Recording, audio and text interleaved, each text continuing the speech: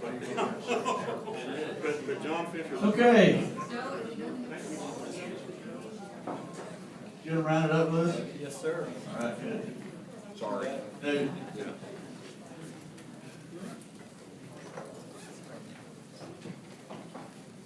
I do want to, just one caveat, when Shane was talking about the Migratory Bird Treaty Act and the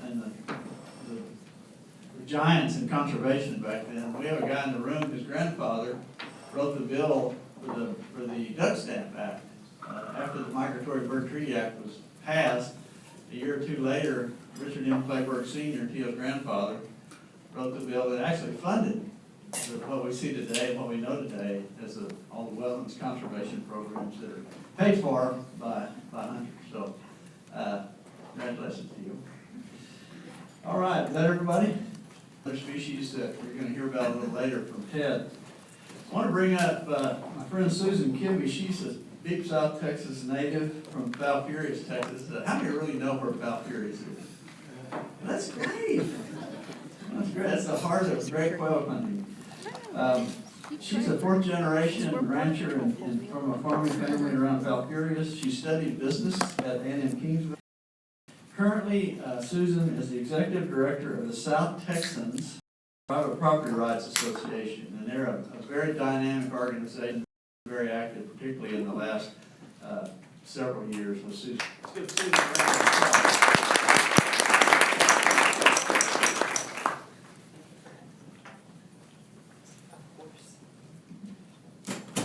Good afternoon, everyone.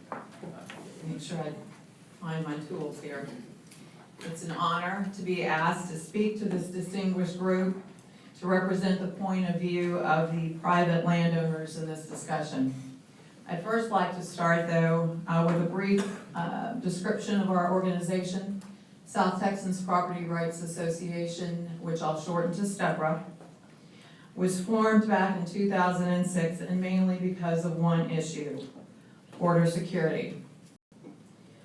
While this is owners and managers unable to move freely about their regular community partnership meetings at the Falfurrias Border Patrol Station, and we've now expanded through the Rio Grande Valley and the Laredo Border Patrol sectors and further north.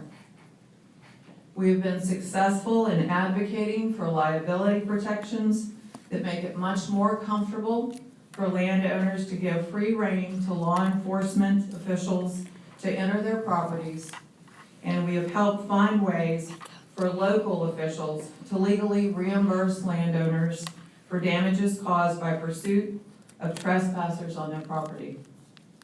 We have also been at the forefront for advocating for the cattle fever tick, which is now impacting South Texas wildlife. While STEPRA has been taking the lead in advocating for issues that are more specific to our region, we have been strongly supported by larger allies such as the Texas Wildlife Association, Texas and Southwestern Cattle Raisers Association, the Farm Bureau. Obvious implications, which was mostly to private. Supply of open space tends to reduce the public's costs in accessing it. The private ownership model has improved management, quality, and reduced overcrowding and abuse of land and wildlife that has been seen in the public lands in some areas of the West. One of the obvious challenges to preventing land fragmentation in Texas versus the western states is that private property owners must be able to financially maintain their lands. Land ownership has greatly benefited from the passage of state legislation that has allowed ag and wildlife appraisal for property tax valuations for conservation activities. Hunting revenue, as you all know, is very important for the economic viability of many landowners throughout the state. The public-private partnership between private landowners and the state's ownership of the wildlife has been a successful venture for well over 100 years. The landowner's part of the bargain has been to be the steward of wildlife habitat. As agriculture production has diminished over the years, hunting revenue has often been the resource that has allowed the landowner to uphold his or her end of the bargain. The public-private partnership has been greatly enhanced by the contributions of public resources to landowners in recognition of their critical role as stewards of the wildlife. These resources have been provided by public entities such as the Texas A&M AgriLife Extension Services, the Texas State Soil and Water Conservation Board, and through USDA, the Natural Resources Conservation Services, and others. In the 2014, our chairman, Burton Lawrence, invited Fred Bryant from the Cesar Claiborne Wildlife Research Institute to give a presentation to our board on the emerging issues associated with chronic wasting disease. The board was quick to act to pass a resolution that recognized the need for Texas Parks and Wildlife Department to tighten deer breeder regulations in order to protect the state's wild deer populations. Most recently, I testified on behalf of STEPRA in support of Texas Parks and Wildlife staff proposal to the commission, and we're pleased that it was largely adopted. Since that time, the issue of wildlife privatization has been brought to full view of our organization. At the basis of the issue is the importance of the relationship between private owners of the wildlife habitat and the state's ownership of the wildlife. The trick then becomes creating a political environment to allow the regulatory community to do its job.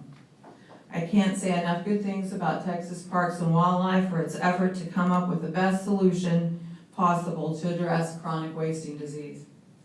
Any failings that they have are our failings in adequately educating the public to give policymakers the support and encouragement that they need to allow the regulators to be most effective. Of course, our argument has to be about what happens if we don't stop the spread of chronic wasting disease.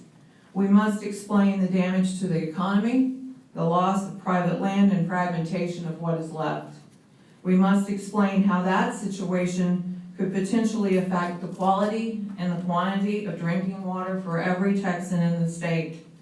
We must explain that breeders should be interested in more than just their immediate profits, and that their industry will be ultimately devastated when other landowners suffer their own devastation. I heartily commend our allied organizations who have been the leaders for many years in building public support for private rights and conservation. Those are the Texas Wildlife Association, the Texas and Southwestern Cattle Raisers Association, and the Texas Farm Bureau. Through its program, Texas Wildlife Association has done more than any group that I know to bring appreciation to wildlife conservation to the school children of Texas. Along with the Texas Wildlife Association, Cattle Raisers has been at the forefront of range and pasture management, and both organizations have been strong partners with the Farm Bureau in promoting water conservation and eminent domain regulation. And the land trusts, like the Texas Agricultural Land Trust, which would by these dollars in the stakes that they share in our quest. Enlightened self-interest should be our watchword. We can't just keep preaching to the choir or to the converted. We must get out of our comfort zones and communicate with the unenlightened if we're going to tilt the discussion and the political will in our favor. I'd like to close with quotes from three people who have been at the forefront of promoting conservation in the state of Texas. First, this quote from Blair Fitzsimmons, the Executive Director of Texas Agricultural Land Trust. Just like water and air, wildlife is a shared resource that depends for its help on the stewardship of private lands. How one landowner manages the resource found on his or her ranch impacts other landowners and the public in general.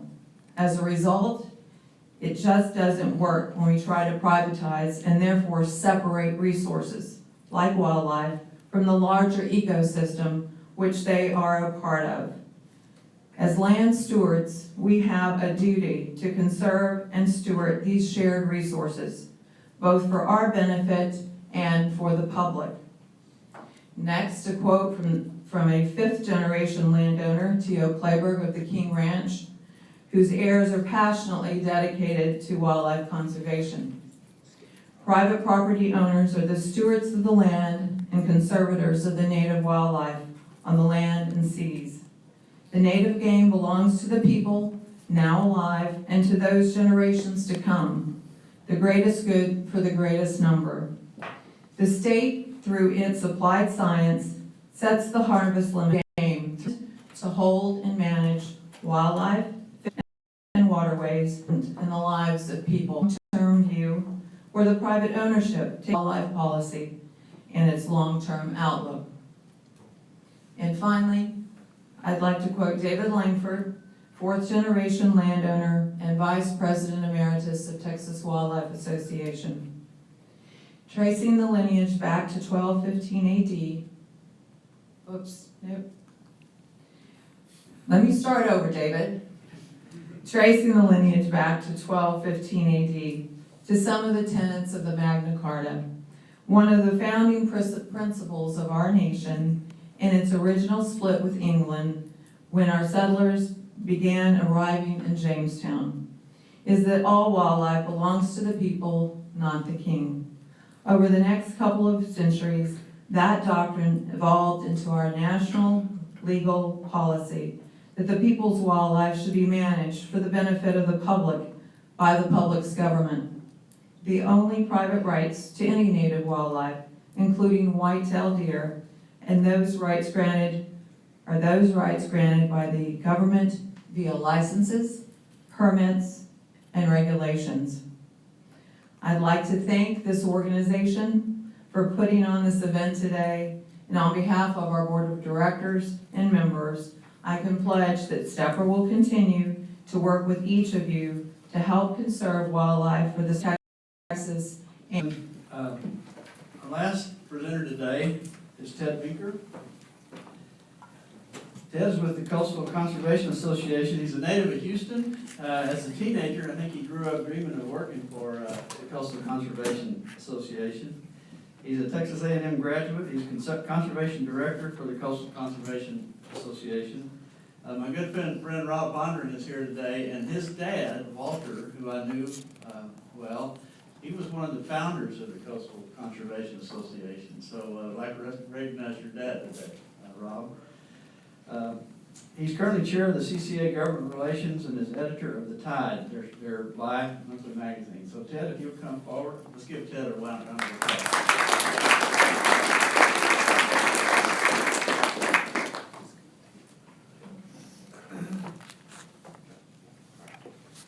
Thank you, and thank you very much for inviting CCA to be a part of today's proceedings. Obviously, we're the one group that doesn't really fit with the overall message today. But it is an honor to be included with this lineup of speakers.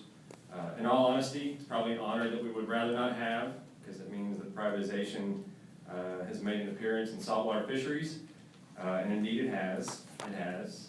And while it has started with the Gulf of Mexico red snapper fishery, there are a lot of indications that privatization is poised to become the norm in federal fisheries management. A lot of the things that in the 1980s to the oral arguments that were heard at the Fifth Circuit Court of Appeals last week in our latest lawsuit over this issue. That is, Shannon Tompkins, my friend with Houston Chronicle, likes to joke, if you write one word about red snapper, you have to say 100,000 words about red snapper. So I hope you'll just bear with me for a moment while I delve into some of the details that show how we got into this mess, because you don't just fall into a mess. Was indeed in trouble. And I don't think anyone would argue that those stocks were in trouble in the 1980s. They'd become very hard to find. What you did find was pretty small. And that may be the last thing that anybody ever agreed on in this fishery. The causes of that decline were where the argument was. And CCA believed that something called shrimp trawl bycatch was a significant player in this fishery. Shrimpers drag their nets on the same kind of sandy flat bottoms where juvenile red snapper like to hang out. It's an unfortunate life choice. Adult red snappers on the commercial and recreational fishery, and this newfound realization that we're doing some damage. However, for a variety of reasons, it took a lawsuit to finally have bycatch reduction devices, which are BRDs, required, and that was in 1998. So you have a huge time frame in there. You can tell already that not many things happen very quickly in federal fisheries management. And the recovery was premised on some closed season, lower quotas, smaller seasons and size limits, and a 40% reduction in shrimp trial bycatch. So now we have this plan, we have the tools, the stock is all set, it starts to recover, and everybody's happy. It's not really what happened. Average recreational catch from 2000 to 2003 was about right on target, a little bit below the target. Commercial landings over that time were a little bit above the target, nothing major. But studies in 2004 found that the BRDs had only gotten about a 12% reduction. So we have our crisis. BRDs are a pain to shrimpers. They don't like to have them in your nets. You can set them, but unless you set them right, they don't work. Nobody wants a hole in your net when you're trying to catch something as small as a shrimp anyway. So for a variety of reasons, they fell short. So the Gulf Council is looking at managing this fishery, and the seasons for recreational and commercial keep getting tighter and tighter. We are arguing that you cannot begin to manage this fishery just with restrictions on the directed fishery. You have to do something about the shrimp industry. We used to argue that it's like trying to lower your electric bill in Texas in the summertime by getting a more efficient toaster oven. You don't have that giant electric bill because of your toaster oven. It's that AC unit in the back that's running around the clock that's your problem.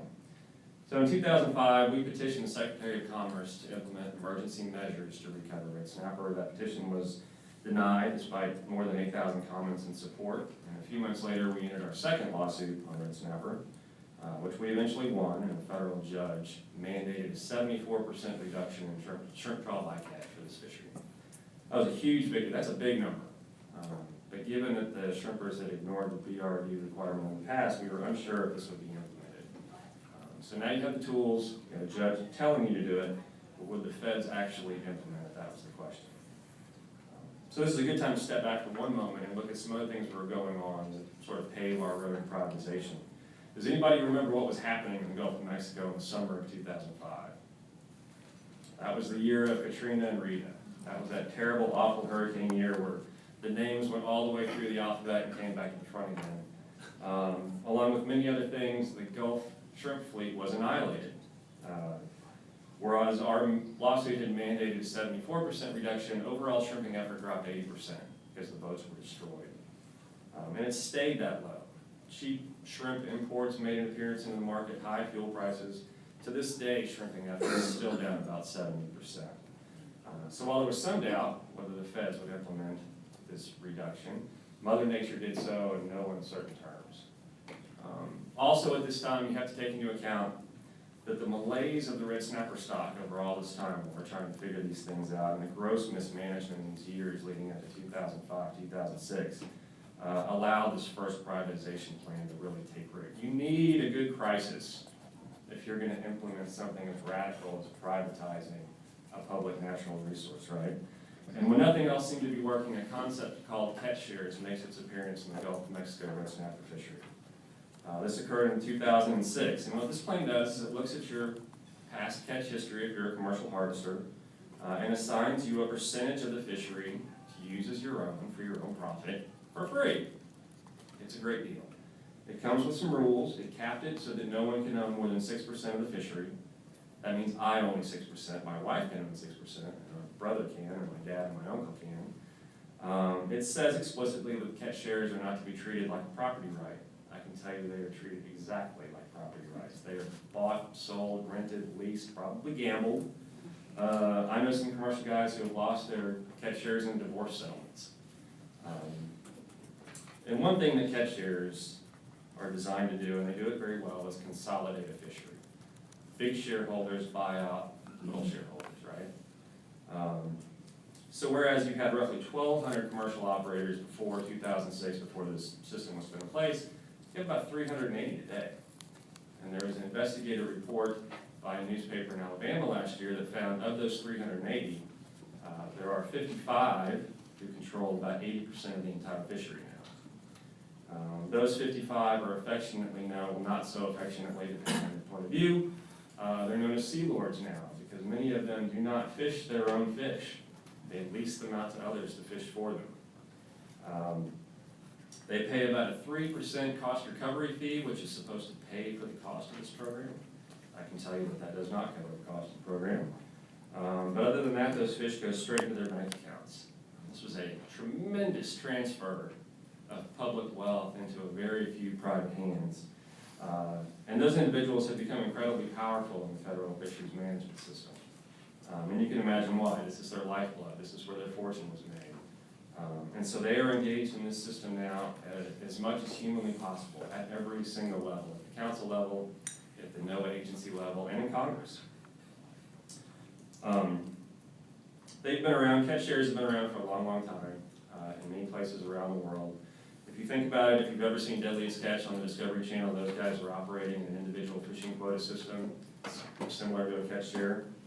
And the success that they have managed to achieve come from these purely commercial fisheries, right? You're not going to run into a lot of recreational commercial shareholder conflict in the Bering Sea in the middle of winter. You're not going to see many guys out there doing this recreationally. But you run into massive conflict down here with a highly popular, very accessible, mixed-use fishery, about half of which is completely off limits and controlled by these 55 individuals. Along those lines, did anybody ever see a show called Big Fish Texas? It was on the Nat Geo channel last year. Great show. Great show. My phone would ring a lot after every episode of one of those shows. It drove recreational fishermen nuts. It featured one of these sealords who was based in Galveston, Texas. And you have to imagine, you're a recreational guy, and you've got your boat tied up outside. It could be a 35-footer with 2 engines on the back, or a center console with 1 engine if you're brave enough. And all your gear's in it, and you're tied at the dock because you had a 9-day season this year. And you're watching a show where a sealord is going out and catching 10,000 pounds of red snapper on one trip. I got a lot of phone calls about that. On one episode, they didn't ice their catch properly, and you don't ice red snapper properly, it turns white, so you have white snapper. So he had 10,000 pounds of white snapper, brought it back to the dock, calls up a dog food company, and sells it for $3 a pound. And my phone rang a lot after that episode. So you watch something like that and you can't help thinking, is this really the best use of this fishery? Is this really the best use of our natural resources? And unfortunately, that question is not being asked very often in federal fisheries management. And we're trying to get Congress to begin to ask that question a little more seriously. Now, what you're seeing now at the Gulf Council is an effort to expand this catch share program and privatization into the for-hire and charter operator industry. For-hire boats have always been a part of the recreational sector, but they've seen the windfall that's occurring on the commercial side, and they wouldn't mind having a part of that deal. To this date, they have successfully separated themselves from the recreational sector, and they're now, the Gulf Council has allocated about 23% of the recreational quota to this new for-hire charter sector. So now there's 3 sectors in this fishery. There's a commercial sector, a for-hire sector, and what is now the private boat recreational angling sector, I think they call it. It's the only one I know of that has 3. So right now, the charter guys are trying to figure out how to divvy up this new 23% into individual catch shares. They run into some pretty stiff headwinds in their efforts to do that. I have no doubt that they will figure it out just because the stakes are so high and there's so much money involved.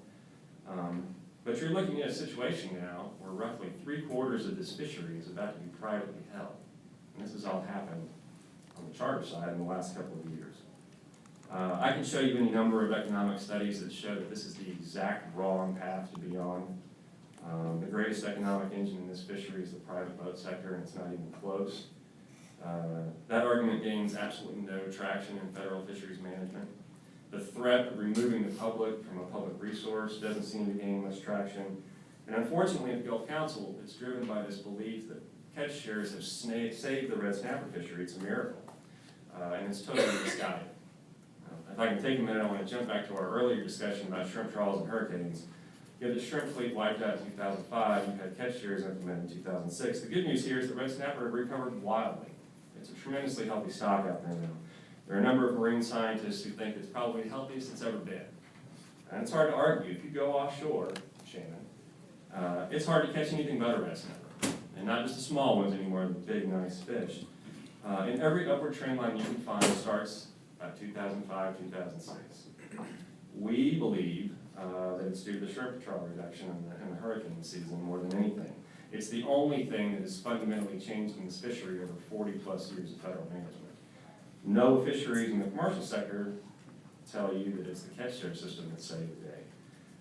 It's a very unfortunate confluence of events that gives privatization credence, credibility in our arena, and proponents have really seized upon it.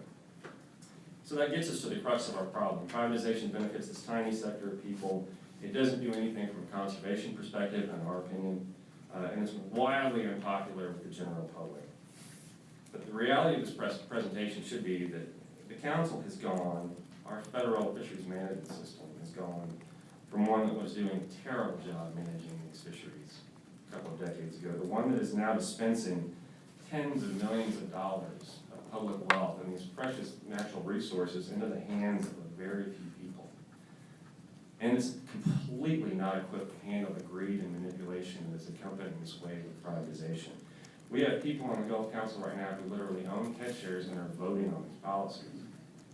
That's inconceivable to me. It's incredible that you can have people voting on issues that are going to directly benefit them financially. And it's completely allowed.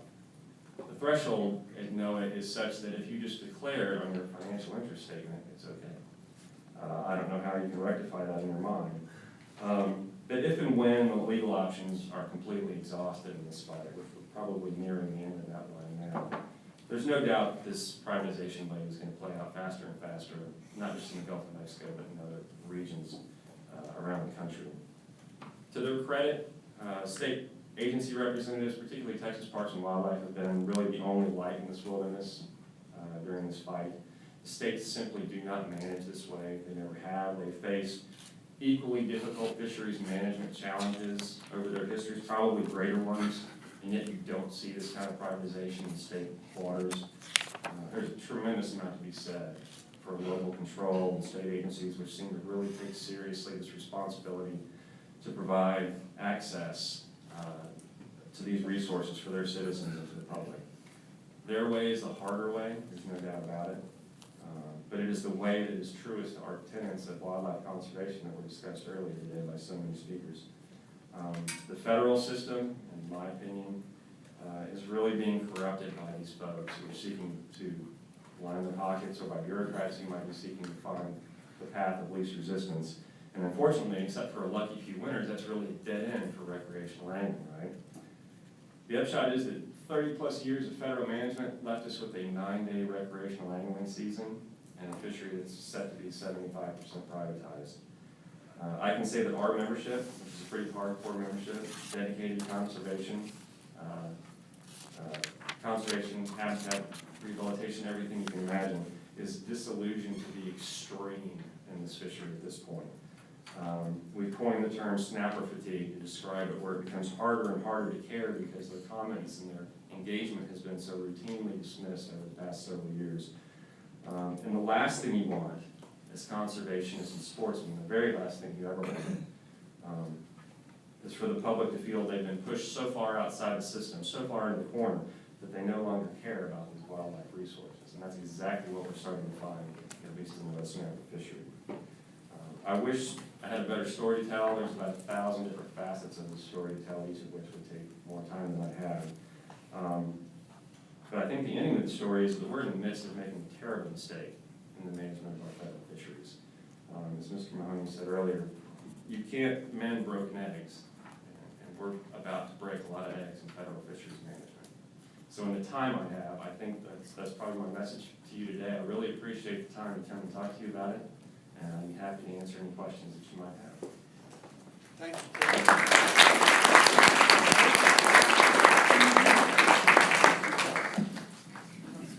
I'm going to grab this mic and try to moderate this. Would the panel come forward? Shane, Bob, Susan, Goodell? I want to have you recognize an individual who hasn't been recognized today. John Shepard is the Executive Director of the Texas Foundation for Conservation. Let's give John a big hand. He orchestrated this whole event, worked behind the scenes, and that doesn't matter. Ted, just where y'all grab a seat wherever, and we'll start the question and answer session. One thing we didn't talk about that's also becoming an issue is the privatization of oysters and the oyster banks in Galveston Bay. So that's a whole other issue that we didn't have a speaker for today. So these things are mounting against those of us that believe that the wildlife and fish of our region belong to the people. So I'll throw the floor open to questions from the audience and try to point them out. Yes, sir, Neil Wilkins. Hey, Ted, just a really interesting deal with red snapper. Can you fill us in on the conflict that arose when the Environmental Defense Fund in 2007 decided that this was a great idea, and in fact they continue to champion that? That's a really good point, and it's a point I steered away from because I knew it would take about 30 minutes to even touch on it. But I'm glad you asked it. But it is a very interesting posture for an environmental organization. An environmental defense fund seems to have bottomless pockets and bottomless enthusiasm for the concept of privatizing these resources. They are the driving force behind this effort in the Gulf of Mexico. There's absolutely no doubt about it. We've engaged with them a number of times.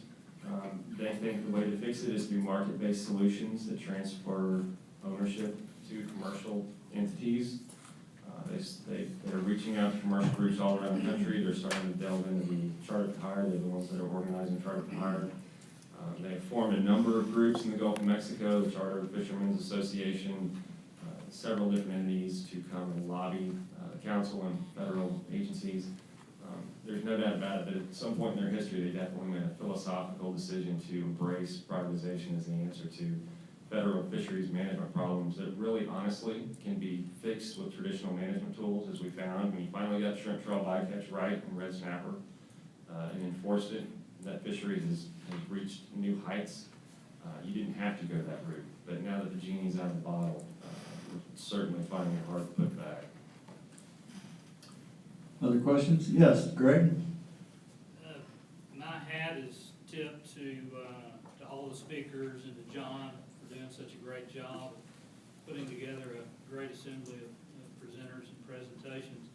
I'd be curious to get some feedback from a few of the speakers. It seems very apparent that the cultures that are associated with our North American values that we hold for hunting and wildlife were shaped quite differently than those same cultures and values that we hold for fisheries and for fishing. You know, such as it seems like much of the general fishing population is okay with the idea of raising fish in captivity and releasing them for public fishing opportunities, even in a body of water as small as a portable swimming pool at a local fair or local event. Our Cheryl Lunker program that we have in Texas, where you can donate that fish to a breeding facility to create some offspring, etc. Versus the idea of raising deer in captivity or releasing them into the wild, maybe even releasing them into a small enclosure for hunting. It just seems like there's two distinct, different cultures in how we perceive those natural resources. And I think that it's important that as we move forward, that we recognize that there's some differences there, and that those unique values that are tied to one resource are important, and the unique values that are tied to that other resource are very important. But I'd be curious to get some feedback from any of the presenters that want to address, how do we deal with that conversation as we move forward, because we have adversarial positions that will try to integrate that into discussion for the sake of confusing discussion when they're trying to argue a point. Any thoughts there? Bob, you want to try? A little bit. I don't know if I have the answer to it, but some of you may have known a fellow named Gary Graham. You may have known him. He's retired now, but he was one of our sea grant specialists when I was head of the Wildlife Fishing Department at A&M. He was our stripper specialist and quite well known around the country. Actually, interesting point, he was he was a former shrimp boat captain. He had a bachelor's degree from A&M, but it was in range management. And he was the only full professor at Texas A&M that only had a bachelor's degree. Extremely highly thought of. But he explained to me one time, nobody owns the ocean. You can see deer, you can see the fences, so on. You can't see the fish. And the ocean is like the Wild West at one time. It's a tragedy of the commons. Some of you have heard of the tragedy of the commons. It was a paper written about 1960 about In old-time England, they'd have a commons, and everybody would put their sheep out on the commons to graze. Well, so the advantage was, if your sheep don't graze that grass, somebody else's will, so you might as well, it was owned by everybody and owned by nobody. So you wanna put more sheep out there, so you get more income. Well, of course, everybody thought that, and the commons was destroyed, everybody went out of business, so on. And that's exactly what's happening to our oceans, so it's a whole different concept of wildlife, or being fish. It's just it's a different culture altogether. Ted, you wanna try that one? I would echo that it is, conceptually, they're looked at very differently, right? The oceans are the Wild West, for a variety of reasons. I always like to think it's because not many people look at fish and see a face, and they look at them strictly as a food source. We've engaged in hatchery programs in situations where there were depletions. CCA has been very active in replenishing stocks through hatchery programs, entirely for everyone's enjoyment. It's a different way to look at it. I'm not really familiar with the inshore share lunker programs, but I think that the greatest distinction to make is that people seem to look at the oceans very differently from land-based resources, and for a variety of reasons. I don't really have an explanation further than that. Thank you, Ted. Shane, you wanna try? I think one of the things that's at the basis of this is human beings have a hierarchical association with animals. It's always been with us. Aristotle dealt with this a great deal in trying to explain why we had the affinities we do for certain species over others. But the truth of the matter is that we feel much different about certain species that are much closer to us in a biological sense. So we tolerate things with birds that we'd never tolerate with great apes, and we tolerate things with fish that we'd probably never tolerate with birds. So there is a classic emotive difference, and if anybody thinks that emotive differences don't find their way into conservation policies, I think they ought to think again. They're pervasive. It's just we don't see them that way, particularly long-standing institutional policies, because we think they came out of some sort of mature debate and discussion. Well, they may have, but believe me, they were strongly influenced. And if someone were to stand up and take the obverse and say, well, I believe we should treat fish in the ocean exactly the same way we treat deer, people would think, well, geez, that's a strange thing. I used to tell a story about this, that there was a state in the United States, if I was speaking here, or a province in Canada, if I was speaking there, that had just passed a law that allowed you to capture, as a part of a primitive hunting experience, a deer with a piece of rope onto which was tied an apple. And inside the apple there was a piece of steel. And when the deer ate the apple, it went into their palate and gave you sufficient time to wrestle the deer in on the piece of rope. And then once you had it, you could either decide to keep the deer or you could release it. And of course, everybody in the audience would say, said that this was just the return of Neanderthal, and this was absolutely ridiculous. My point was, that's hooking release fishing. And so that's one thing. And we see this playing out in lots of other arenas. The baby white seals that became the largest protest movement in animal use history, and the greatest fundraiser for oppositional groups, was based on the beautiful look and the childlike image of the baby seal, the large head, the big eyes, all of that. The other thing is about the ocean, though, is that we have, because of maritime trade and maritime history, we have become quite used to the fact that in any part of the world, we will see the international community engaged. So in Newfoundland, for example, as a boy, remember the Portuguese down on the waterfront playing soccer, we'd join with them, the Spanish would be there the next day, the Brits would come in the next day, the Koreans would come in the next day, and so on and so forth. And so we just had a sense that, everybody was out there taking whatever they wanted to do with this resource, and the only way to play in that game was to do something similar. And that's that eventually destroyed the northern cod, which was the largest fish stock in the world. for that kind of an approach. And if you think about it further, just think about this issue of bycatch and the efforts, you know, to bring in these devices, which has been a struggle for all kinds of commercial fisheries all over the world. But when they were finally hammering down the northern cod, of course, you know, the ratio was actually 10 to 20 to 1 in terms of bycatch versus the actual catch of the codfish. And that was a 365-day a year, 24 hours a day, multinational groups constantly fishing the banks and the nearshore waters off the coast of Newfoundland, sufficiently that the ocean looked like Times Square. It was that bright, literally.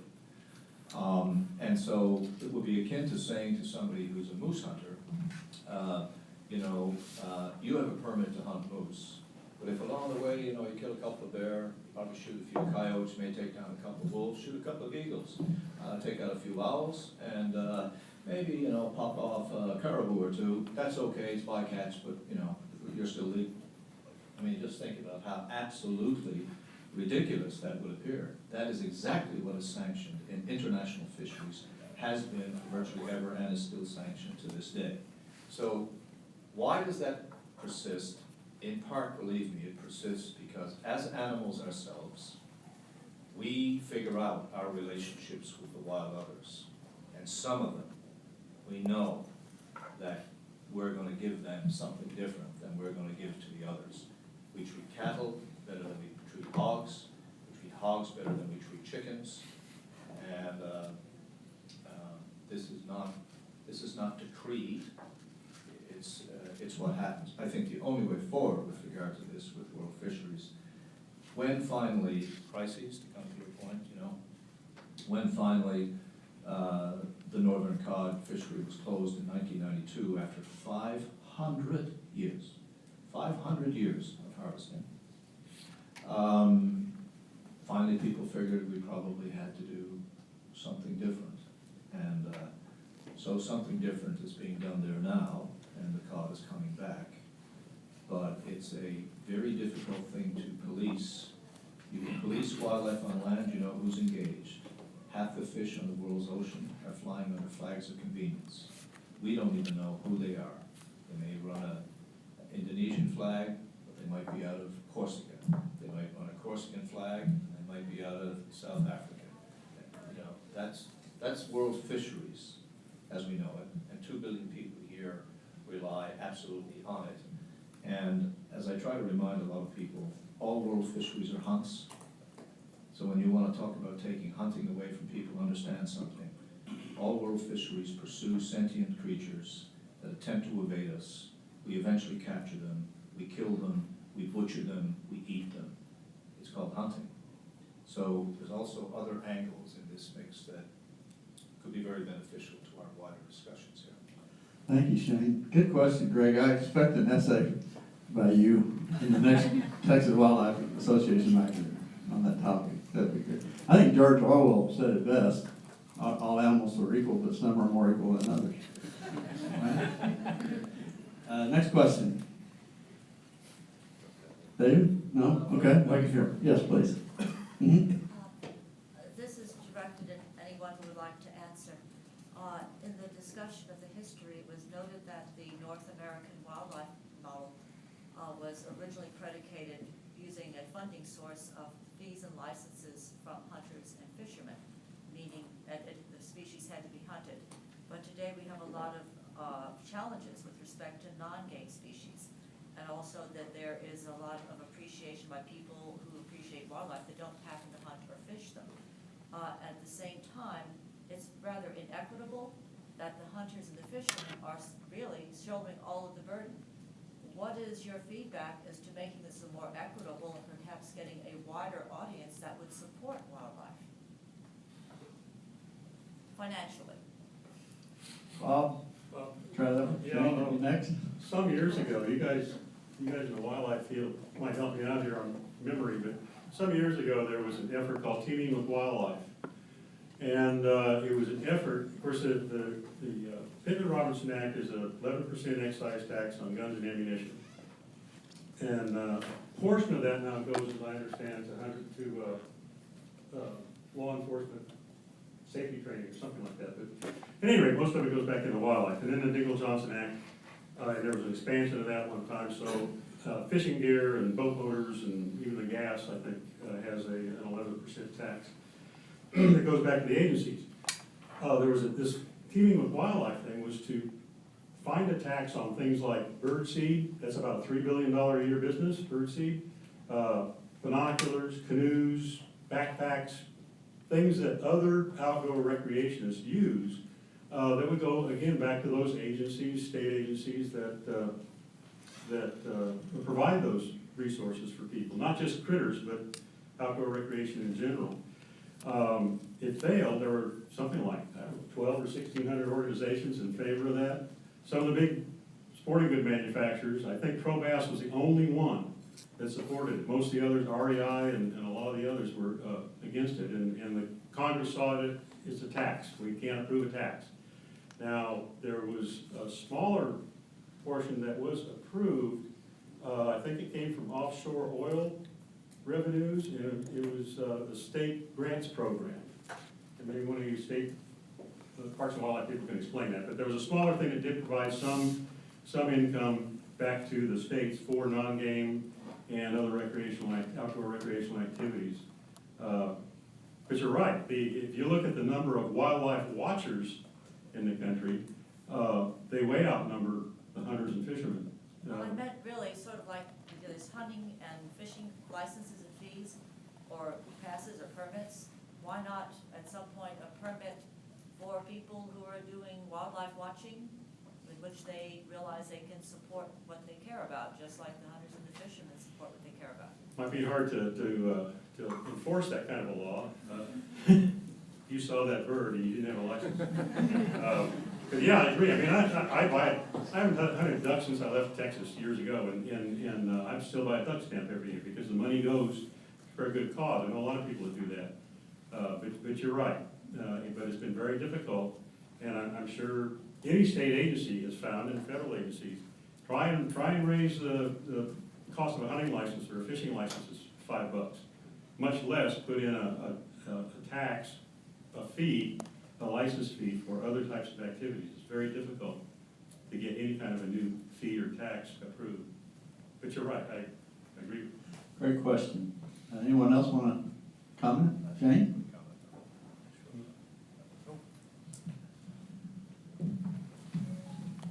There is a second run at this, of course, with the Blue Ribbon panel now, trying, and, you know, there's great support for this, we hear, just as we heard about teaming with wildlife for Cara. So there's a general recognition that this is needed, and this would be beneficial. But of course, there are also people who are concerned about this. Some components of the hunting community are concerned about a more broad-based investment, because they fear that this will lead to diminution of their leverage or influence within state agencies. I mean, let's be clear, that is true, and it is a fact. It's happening across this country. But I think overall, you know, there's these runs at this issue are indications that we realize that we have three basic problems. You know, we have too few people who care openly and are active. The ones that do care are divided, and we're running out of money. I mean, I can sum up virtually every conservation problem in North America into those categories, because they all subtend somehow from that. And obviously, if you had enough people who cared, you wouldn't run out of money. And if everybody cared, really, they'd be able to put aside their differences and get on to the big issues that we need to solve. But there's also other issues. You know, a huge percentage of the Pippin-Robertson funding that comes in support of wildlife is provided through shooters, of course, not through people who are hunting at all.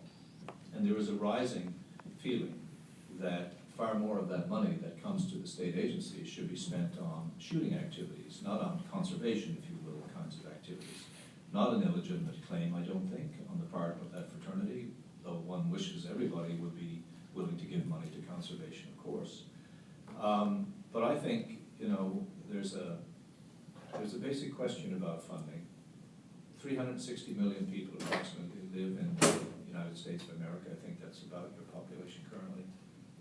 You know, if we had $1 from each American every year, we'd raise 360 million to do good conservation work.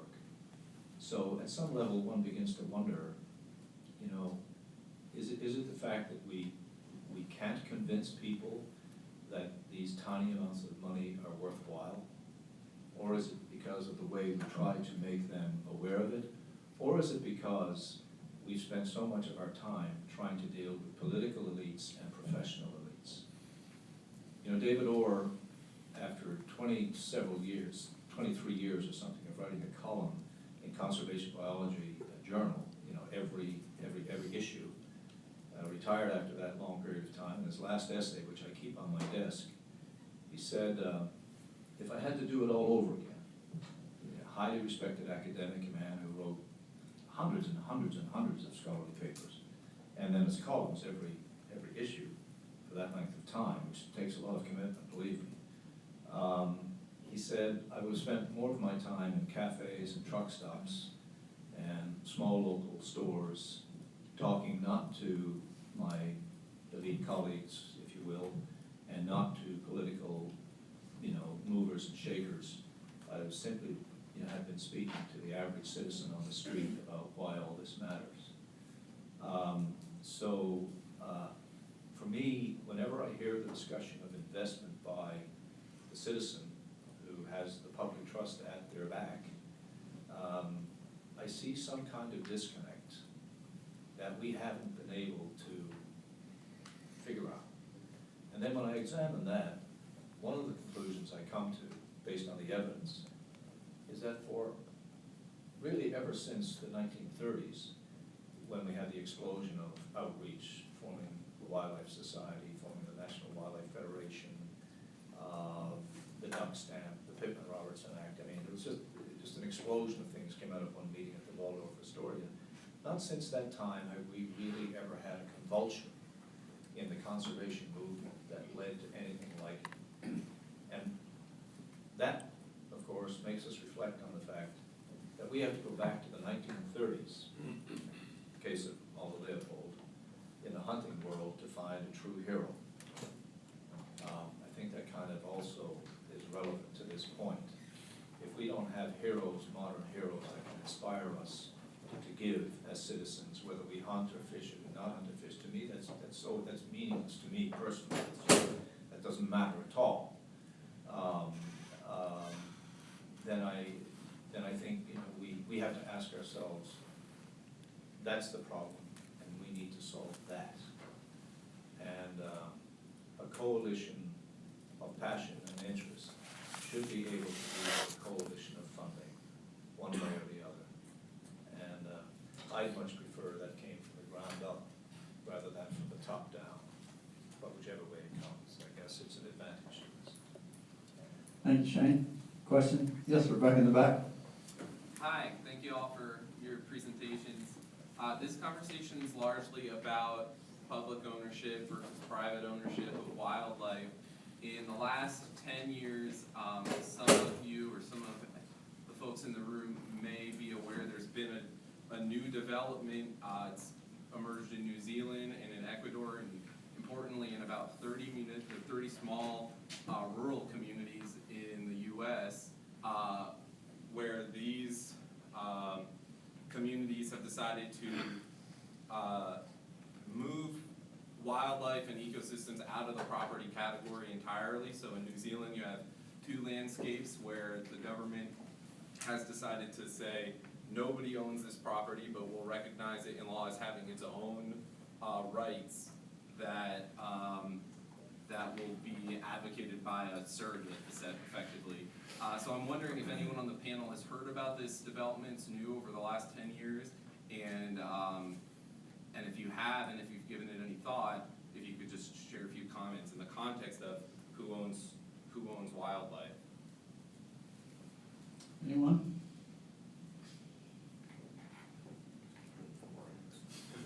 Stumped Don't the sit man. here like Butch. I've not heard of it. Oh, well. I've not heard of that. I've been to New Zealand a couple of times, but it was quite a while back. And some of you may know, New Zealand has no native wildlife other than some bats.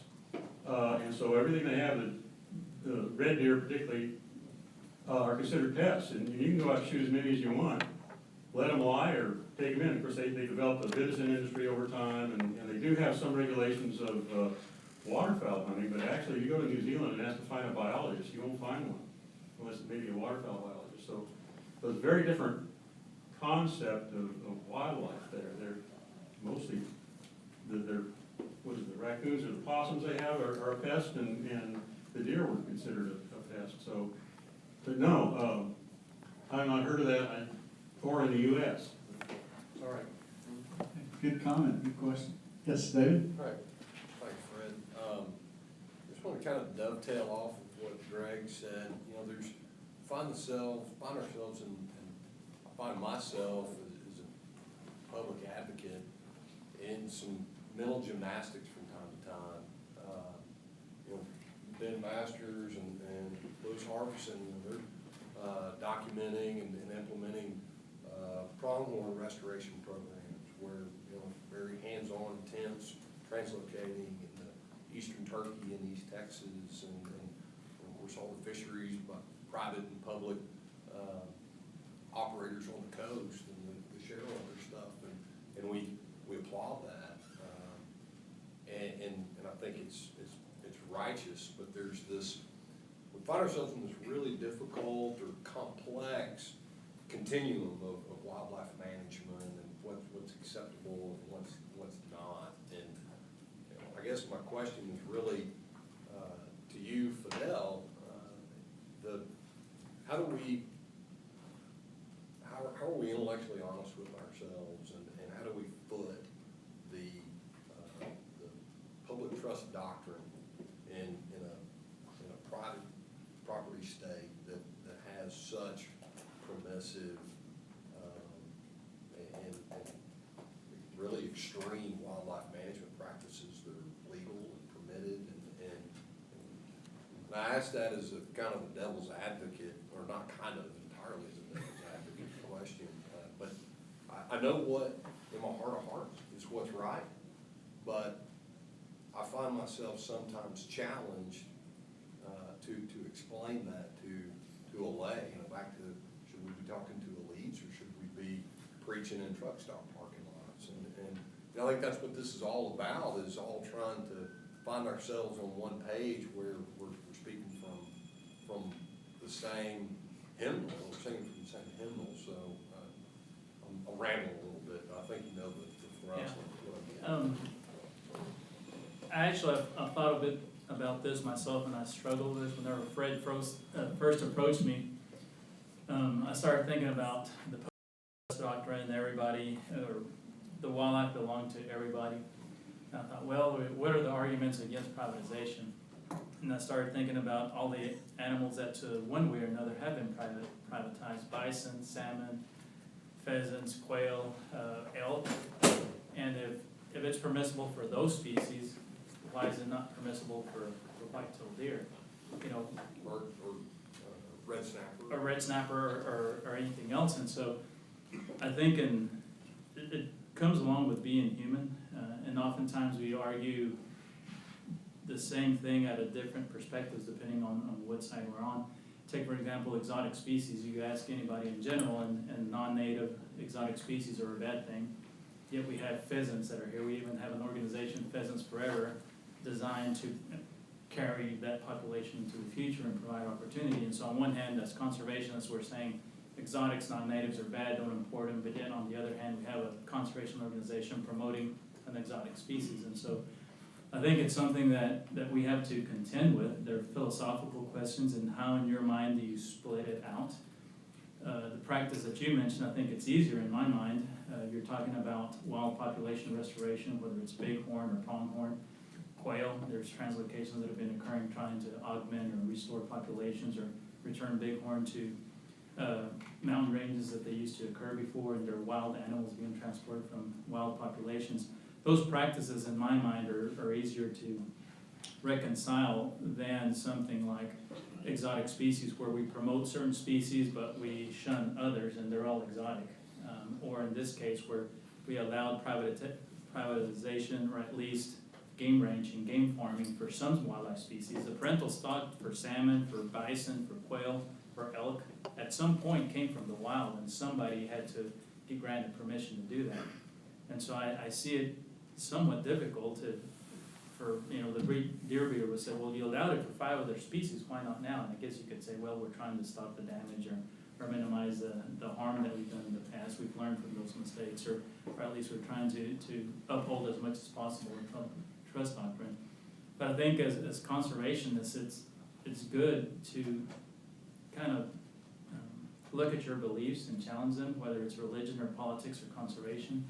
And it helps to either solidify your arguments against them, or at least understand those grounds where you're tenuous and at least weak, or at least acknowledge those areas where your argument may not be as strong for philosophical or for different values.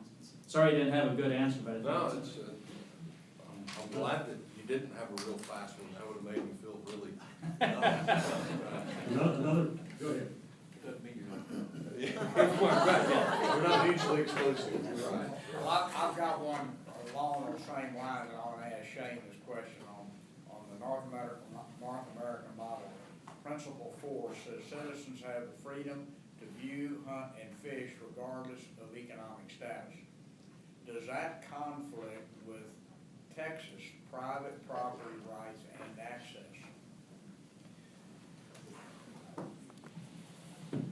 What the principle embodies, and again, these principles are interpretations of what we have seen evolve over time in both Canada and the United States.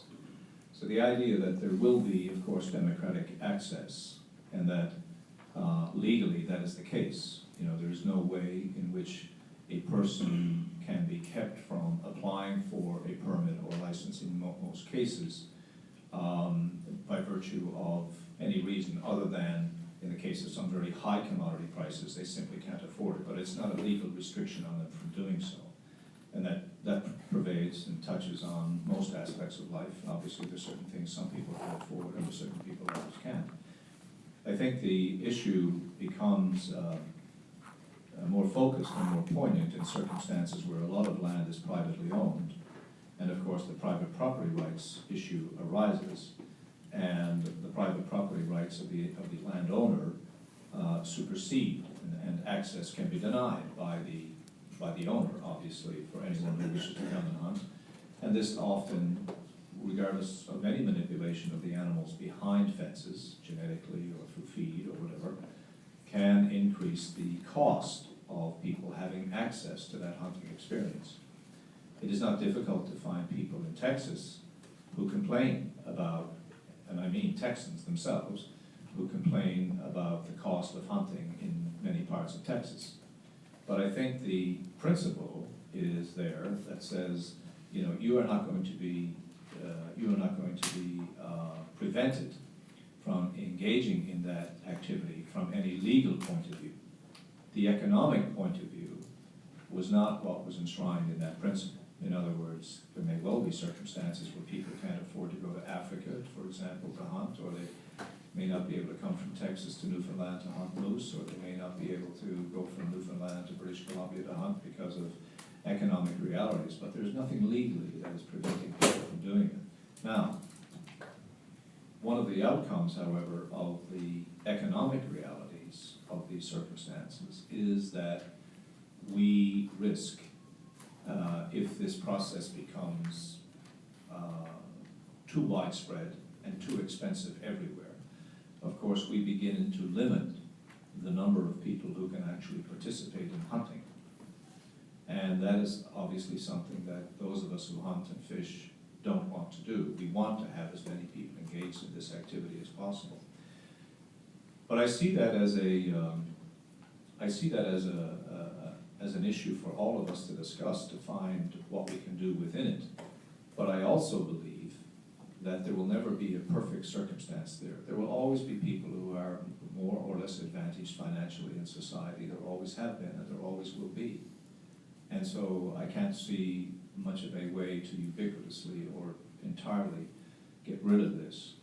I do think too that your system in particular, by that I mean the American system, has made a lot of attempts to try to improve access to private lands and bring in a variety of programs in various states, to try to break down this kind of potential barrier that exists there. But you know, one thing I would say in regard to a question like yours, Dale, is that there are many aspects of the model that don't work perfectly, you know, that we can find some exceptions to, that are not 100% consistent. But I think if we examine the model and its successes over a century of time, we find that despite those imperfections, the model has worked pretty well for the things that I believe are most important. And ultimately, what was most important to the founders of the North American model was that wildlife would be rescued, that wildlife would be sustained, that habitats would be protected. And I think on most of those, we have done some very good things. On some of those, we've done some extraordinary things.